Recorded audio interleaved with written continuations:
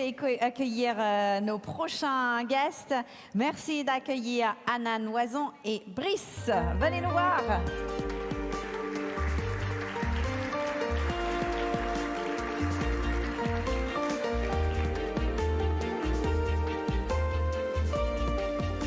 Hello Brice, on se retrouve. Ça va? Bonjour. Et Anan, en train d'arriver. Anan, merci beaucoup d'être avec nous. Prenez place là où vous voulez. Posez-vous tranquillement. Bienvenue. Merci d'être parmi nous aujourd'hui. Comment assurer une meilleure diffusion des produits de l'IA générative? C'est ça la question à laquelle vous allez répondre aujourd'hui. Anan, vous êtes responsable des offres IA et IA générative au sein d'Artefact, une structure globale de conseil en data et IA. Vous observez que parmi les clients qui vous sollicitent, 90% rencontrent des difficultés pour passer à l'échelle les produits d'IA générative. Pourquoi ? Alors c'est une excellente question. Voilà, c'est un vrai constat marché aujourd'hui. Les chiffres sont autour de 5 à 10% des projets IA génératifs lancés qui sont industrialisés. Alors évidemment, il y a de nombreuses causes. Je vais en donner 3 principales que l'on retrouve assez souvent. La première, elle est assez traditionnelle, c'est vraiment le besoin de ROI. Alors vous avez tous expérimenté cette IA-là, beaucoup d'expérimentations se sont lancées et parfois ce qui est compliqué, c'est finalement de trouver un ROI au cas d'usage. Je vais vous donner une petite illustration très simple d'un cas client qui est arrivé récemment. J'ai un de mes clients qui m'a appelé en me disant « Hanan, j'ai équipé tous mes développeurs de GitHub Copilot. Voilà, c'est une super nouvelle. Maintenant, j'ai un énorme problème. Ça me coûte $30 ou 30 € par user par mois.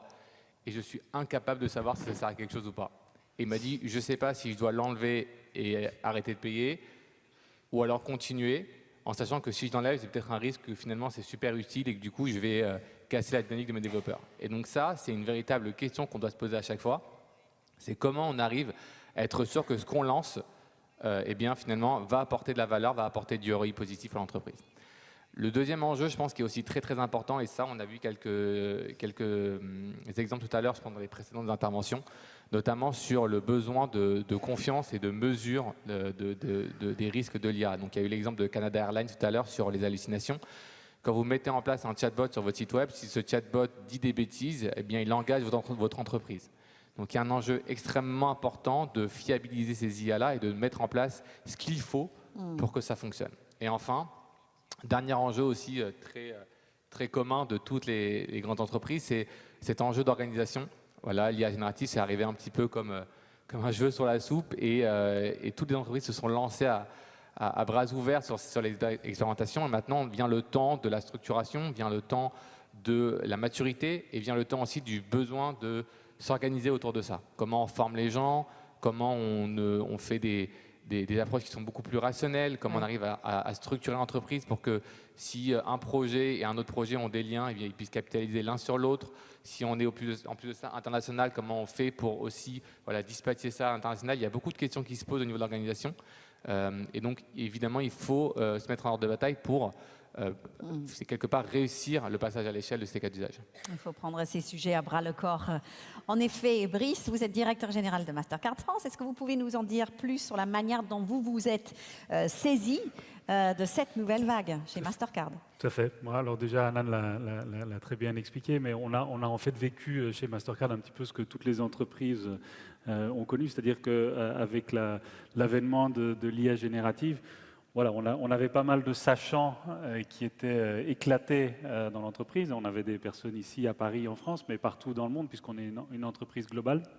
Et on avait beaucoup de personnes qui avaient commencé avec beaucoup d'enthousiasme à travailler sur ces sujets d'IA générative et peut-être même faire d'époque. Et voilà. Et comme on est une entreprise globale et que voilà, c'est ce qui fait notre ADN et ce qui fait qu'on est successful aujourd'hui, on a assez vite réalisé qu'il était important de créer une équipe centralisée dans laquelle toutes ces personnes qui étaient hier éclatées au sein des différents marchés dans lesquels on est présent, de les regrouper, de s'assurer que voilà, ils aient tous le même mode de fonctionnement, le même regard critique, la même éthique. On a beaucoup parlé aujourd'hui, chacun des intervenants et intervenantes et chacune des intervenantes ont mentionné l'importance de la confiance, de l'éthique, d'avoir des principes qui nous guident dans cet exercice. Et c'est ce que cette équipe centralisée a mis en place, et ce qui fait qu'aujourd'hui, on peut travailler sur l'IA générative avec des principes qu'on respecte. Voilà, donc c'est quelque chose qui a été fait. La manière dont on travaille en interne, c'est qu'on a d'abord focalisé nos efforts plutôt pour essayer de traiter des sujets de back-office. Ouais. Pourquoi ? Parce qu'on veut s'assurer d'abord que ça fonctionne bien chez nous avant d'exporter d'éventuels problèmes. Bien voilà. sûr. Et donc dans une deuxième phase, et on a par exemple maintenant, alors on avait l'exemple des bots ou des agents AI qui pouvaient commencer à accompagner les services clients CRM chez certains de nos partenaires. Là, aujourd'hui, on a des premiers pilotes où on voit comment on va pouvoir accompagner nos clients, donc vous, les institutions financières sur le marché, grâce à un bot, un agent AI qui va vous guider au travers d'une implémentation des systèmes et des solutions Mastercard. Donc voilà un petit peu comment on le fait aujourd'hui. C'est très clair. Hanan, concernant peut-être les modèles opérationnels, quels sont les paradigmes qui changent avec l'IA générative ? Alors, je pense qu'il y a beaucoup de paradigmes qui changent. C'est vraiment, je crois que ce matin, ça a été dit aussi, c'est une révolution des usages. Donc, forcément, il va y avoir beaucoup de changements à mettre en place. Il y a peut-être un angle que j'aime bien raconter, je pense qu'il fait beaucoup écho à ce qu'on a dit depuis le début de cette journée. Moi, récemment, je me suis marié à 3 ans. Un des cadeaux de mariage qu'on a eu, c'est un Thermomix. Voilà. Donc, je pense que j'en ai un aussi. Voilà. On est plusieurs dans la salle à en avoir un. Donc le Thermomix, c'est quand même assez magique pour ceux qui l'utilisent. Moi, le premier, quand on ne sait pas cuisiner, en général, quand même, on arrive à faire des choses avec. Pour autant, si maintenant votre Thermomix il ne marche plus, il ne s'allume plus, vous pouvez appeler le service client, et si vous êtes encore sous garantie, ils viennent le réparer ou le prendre en charge. Par contre, si demain vous cuisinez un plat avec et que c'est pas bon, vous pouvez appeler jusqu'à l'infini le service client, ils ne peuvent rien faire pour vous, ils n'ont aucun devoir par rapport à ça. C'est un petit peu la même logique avec les applications d'IA générative. Eh bien, on a vu qu'aujourd'hui, ça permet de faire beaucoup de choses. Et il faut bien différencier la maintenance technologique de l'application. Ça veut dire en gros le fait de s'assurer que le chatbot sur le site web marche, que quand quelqu'un parle, ça répond. Et différencier aussi le fait que ce chatbot réponde correctement, qui sont deux choses très différentes. On peut avoir un chatbot qui marche parfaitement, mais qui dit des bêtises. Et donc, cette logique de séparation de la couche technique de la couche applicative, en termes de maintenance, c'est quelque chose qui n'est pas nouveau parce que ça existait déjà avec l'IA avant, mais qu'avec l'IA générative, ça a explosé parce qu'on l'a vu que l'IA générative est une technologie d'adoption. Ça veut dire que tous les métiers dans toutes les entreprises sont touchés et en fait, beaucoup de cas d'usage se lancent. Et donc, si maintenant, on garde le même modèle opérationnel qu'on a depuis toujours avec une IT très centralisée et des métiers qui dépendent de l'IT pour la maintenance, eh bien aujourd'hui, il faut quasiment tripler ou quadrupler la taille de l'IT pour pouvoir pallier ces problèmes de maintenance. Ce qui fait que, évidemment, ce n'est pas possible. Alors, il y a peut-être des courageux qui vont se lancer dans cette initiative. Moi, personnellement, je ne le recommande pas forcément. Mais c'est intéressant, à mon avis, de se dire comment il faut aussi faire évoluer les métiers pour qu'ils puissent prendre en charge une partie de cette maintenance qui est plutôt applicative et pas purement technologique. Maintenant, les gens du métier, en général, eh bien évidemment, ils ne sont pas forcément toujours très techniques. Et c'est très bien parce qu'ils ont également d'autres compétences, d'autres capacités qui sont nécessaires pour l'entreprise. Et donc, ces gens-là, il faut les équiper avec les bons outils, les bonnes technologies pour qu'ils puissent, quelque part, prendre en charge cette maintenance applicative qui est nécessaire pour que ça puisse fonctionner à l'échelle lorsqu'on lance, par exemple, un chatbot sur le site web. Et donc, ce que j'aime bien évoquer, c'est l'exemple un petit peu de ce qu'on a fait en entreprise quand on a voulu, quelque part, augmenter et déléguer les projets.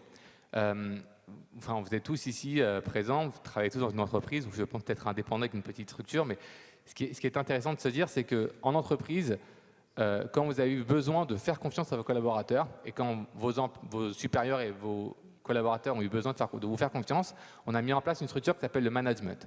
Qu'est-ce que c'est le management ? C'est la réponse pour s'assurer que lorsque quelqu'un fait une bêtise, il y a une chaîne de commandement qui se met en place pour, régler la bêtise, et 2, responsabiliser tout ça. Le problème avec l'IA générative, c'est qu'aujourd'hui, on n'a pas cette chance-là. Quand l'IA générative dit des bêtises, on est comme ça, qu'est-ce qu'on peut faire? Et en fait, tout le monde se renvoie la balle. Le métier dit à l'IT, c'est votre applicatif qui ne marche pas. L'IT dit, c'est vous qui avez mal codé au data scientist le chatbot. Et le data scientist dit au métier, c'est les data que vous m'avez données qui sont pourries.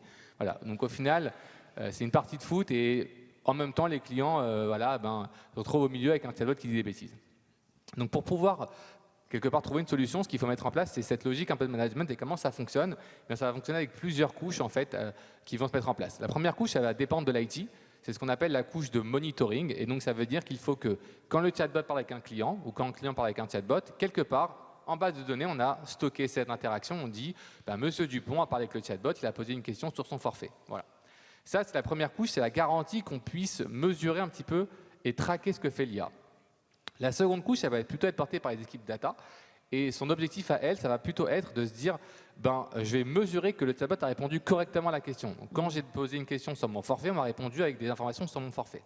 Ça, c'est une couche d'évaluation. Ça, c'est aux mains des data scientists.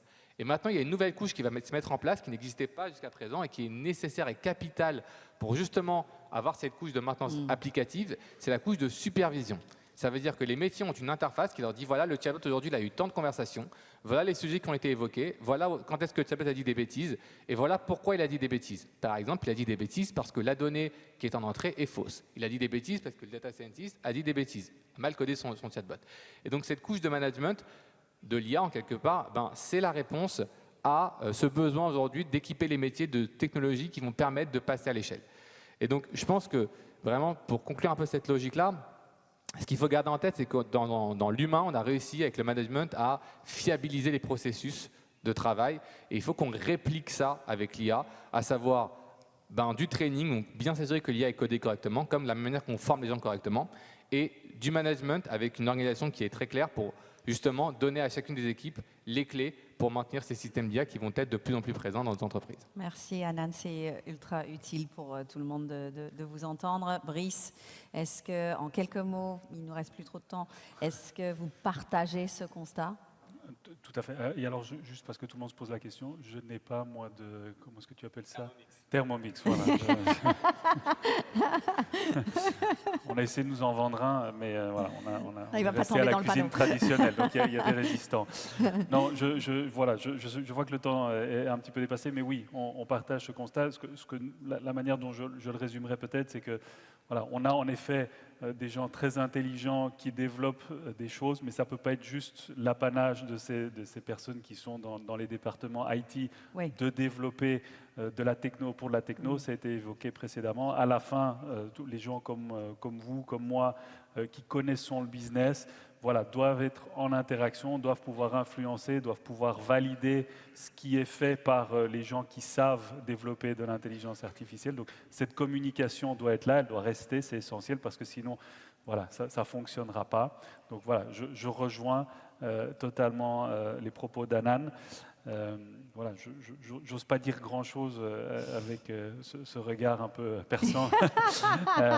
Il n'y a pas de souci. Voilà. Il n'y a aucun problème. Oui, non, on est alignés. Peut-être juste pour terminer, ce qu'on a nous fait aussi, et Dr. Jay l'a mentionné, mais en termes de gouvernance, voilà, c'est pas juste de l'interne, c'est aussi comment on travaille avec les gouvernements, avec les régulateurs, et donc on a chez nous des gens qui sortent de la maison et qui vont rencontrer les régulateurs pour discuter, pour échanger et pour faire cet exercice de communication. Parce que voilà, on l'a très bien expliqué.